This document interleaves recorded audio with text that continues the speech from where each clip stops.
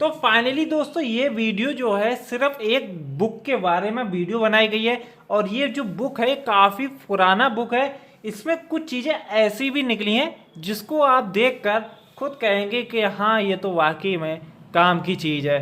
तो अब मैं बात करता हूँ यहाँ पे मेन चीज़ की कि अगर आपको मैं ऐसे ही दिखाता रहूँगा तो अब आपके यहाँ पे कुछ भी नहीं समझ में आने वाला। लेकिन मैं अगर बताऊँगा कि यहाँ पे ये चीज़ दी गई है तब आपके समझ में आएगी कि हाँ ये वाकई में ये काम की चीज़ है। अब अगर दोस्तों फिर वीडियो करते हैं स्टार्ट, तो फिर मैं हूँ आपका अपना भाई तौसीफ और मैं ऐसे ही इलेक्ट्रॉनिक्स एंड इलेक्ट्रिकल से रिलेटेड वीडियो लाता रहता हूँ। तो फाइनली दोस्तों फिर वीडियो को स्टार्ट करते हैं। तो यहाँ पे सबसे पहले हम बात करने वाले हैं कि आपको अगर वोल्टेज स्टेबलाइजर एंड ट्रांसफार्मर का कोर्स को अगर ज्वाइन करना है या आप सीखना चाहते हैं घर बैठे, तो दिए गए व्हाट्सएप नंबर पे आप मुझे संपर्क कर सकते हैं। तो दोस्तों सबसे पहले हम बात करने वाले हैं यहाँ पे कि हमारा स्टार्टिंग जो होता है वो यहीं से हो रहा है।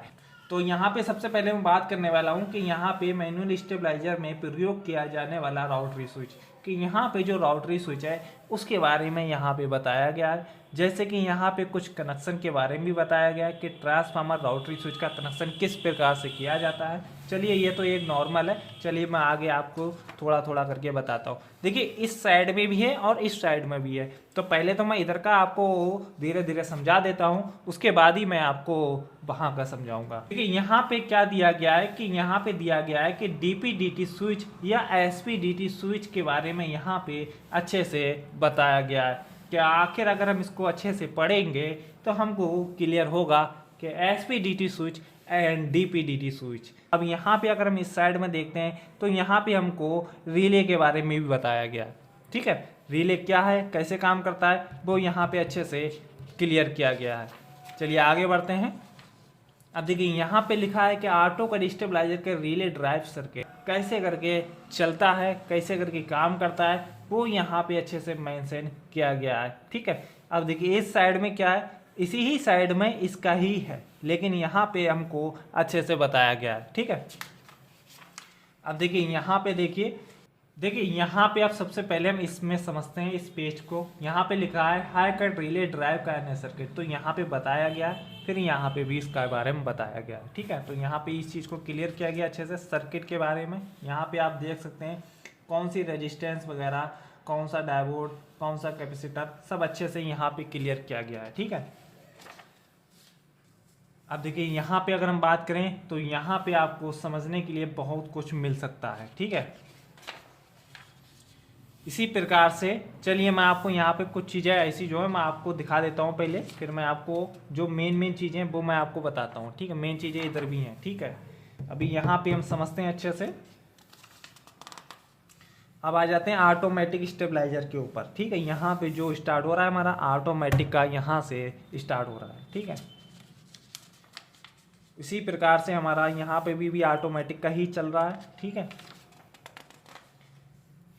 यहाँ पे ये चीज़ बहुत मेन दी गई है। ठीक है, यहाँ पे जो इस चीज़ को बहुत ज़रूरी है समझना, क्योंकि ये रिले के बारे में है, कौन सी रिले किस टाइम पे ऑन हो रही है, किस टाइम पे ऑफ हो रही है। जब हमारा कट की कंडीशन में होता है तो उस समय हमारी कौन सी रिले ऑन हुई है, कौन सी रिले हमारी ऑफ है, उस समय कितना वोल्टेज होता है, कितना आउटपुट हमारा निकालता है, कितना इनपुट होता है, वो यहाँ पे अच्छे से मेंशन किया गया ऑटोमेटिक स्टेबलाइजर के बारे में। ठीक है, इसका कनेक्शन भी दिया गया है कि आखिर हम 3 सर्किट का यूज करके हम ऑटोमेटिक स्टेबलाइजर को अपने चला सकते हैं। तो इसका कनेक्शन मैं आपको प्रैक्टिकली करके दिखाया हूँ, काफ़ी वीडियो में आपको करके दिखाया हूँ। इसी चैनल पे आप जाएंगे, वीडियो को विजिट करेंगे, आपको सीखने के लिए मिलेगा कि आखिर हम अलग अलग सर्किट को लगा के ऑटोमेटिक स्टेबलाइजर का कनेक्शन किस प्रकार से हम कर सकते हैं। चाहे वो आपका 60 वोल्ट से 300 का हो, चाहे 90 टू 300 हो, चाहे 140 से 440 का हो, कैसा भी आप वोल्टेज रेंज का वो आराम से बना सकते हैं। कुछ सर्किट को मिला के, जैसे कि जो ऑटो कट का सर्किट जो हमारा यूज होता है उसको मिला करके हम ऑटोमेटिक स्टेबलाइजर को बना सकते हैं। ठीक है, इसके बारे में बताया गया यहाँ पे आ गया हमारा आईसी कंट्रोल सर्किट। ठीक है, उसके बारे में यहाँ पर कुछ बताया गया है। इसका सर्किट डायग्राम इधर है, अभी इधर को हम दिखाएंगे आपको। तो यहाँ पे वही चीज़ बता रहा था मैं आपको, जो चीज़ यहाँ पे दी गई है। अब यहाँ पे आ गया हमारा कोर, कि कोर कितने नंबर का, कितने साइज का होता है, बीच का साइज कितना होता है, सब सारा साइज यहाँ पे क्लियर किया गया है। ठीक है, इधर भी कोर है और इधर भी कोर है। ठीक है, यहाँ पे देखिए कि ये ट्रांसफार्मर है, ठीक है, उसका डाटा है 1 kVA का, ये 5 kVA का है, ठीक है। यहाँ पर भी डाटा दिया गया है हमारा कोर के हिसाब से, ठीक है। यहाँ पे कनेक्शन वगैरह दिया गया है।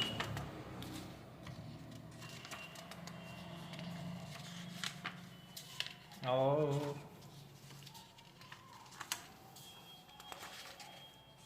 यहाँ पे हमारा चार्ट दिया गया है वायर गेज का, ठीक है, कौन सा नंबर कितने इंच का है, कितने mm का है, वो यहाँ पे क्लियर किया गया है।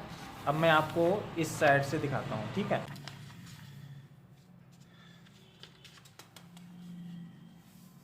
स्टेप बाय स्टेप आप एक एक चीज़ को यहाँ पे क्लियर कर लीजिए। मैं आपको दिखा देता हूँ बारी बारी से।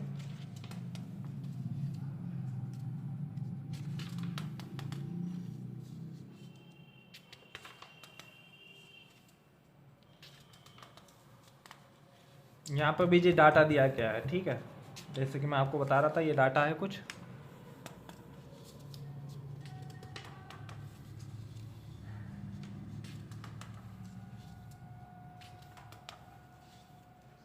ऑटोमेटिक स्टेबलाइजर के ऊपर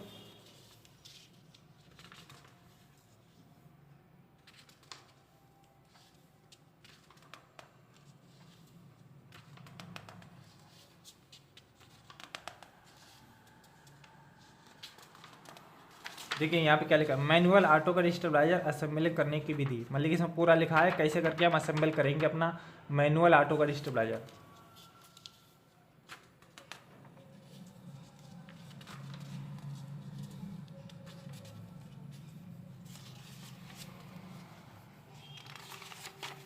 तो यहाँ पे ये हमारा बुक कंप्लीट हो गया है। तो जैसे कि दोस्तों इस वीडियो में आपने ये बुक को देखा है, अच्छे से समझा है, सीखा है, तो दोस्तों इस वीडियो को मैं यहीं तक एंड कर रहा हूँ। तो दोस्तों अगर आपको स्टेबलाइजर एंड ट्रांसफार्मर को कोर्स को अगर ज्वाइन करना है, घर बैठे अगर आप सीखना चाहते हैं, तो दिए गए नंबर पर आप मुझे संपर्क कर सकते हैं। तो दोस्तों फिर मिलते हैं फिर नेक्स्ट वीडियो में, तब तक अपनों का ख्याल रखिएगा।